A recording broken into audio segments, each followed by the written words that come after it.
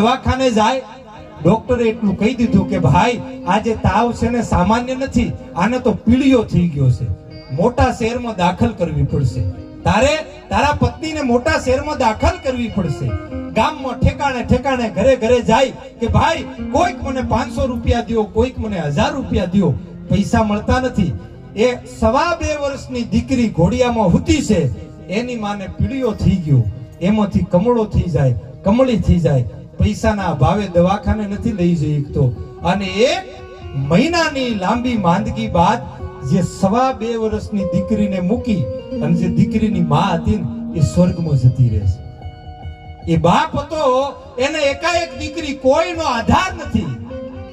હવે બાપને એમ કે મારે કડિયા કામ જાવું તો કેવી રીતે જાવું? આ 2 વર્ષની દીકરી નાની કેહુડાના ફૂલ જેવી હો, પણ ઘોડિયું ભેગું લઈ જાય, એક કડિયા કામની મજૂરી કરે અને દીકરીને ઘોડિયામાં હુવાડે. દીકરી રોવે તો એને પાછો એ ઘોડિયા પાસે આવીને એને હિંચકા નાખે, હાલરડા ગાય, પેટે પાટા બાંધીને દીકરીને મોટી કરે છે.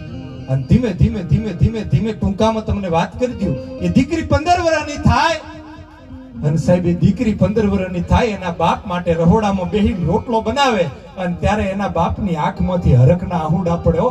આમ કોળિયા લઈને એના બાપને જમાડે કે બાપુ તમે બહુ થાકી ગયા હશો, લો ને આ હજુ થોડુંક ખાઈ લ્યો, હજુ થોડુંક ખાઈ લ્યો. એ દીકરી એના બાપને જમાડે અને એના બાપની આંખમાંથી હરખના આહુડા આવે અને દીકરી 15-16 વર્ષની થાય ને એના બાપને પછી એમ થાય કે હવે મારે દીકરીનું ક્યાંક હક પણ કરવું જોઈએ. દીકરી મારી ઉંમરલાયક થઈ છે. એના સમાજમાં એના પરિવારને, એના ખોરડાને હોભે એવું હક પણ નક્કી કરવા માટે નીકળે અને બાપ નીકળ્યો છે. જ્યાં એને યોગ્ય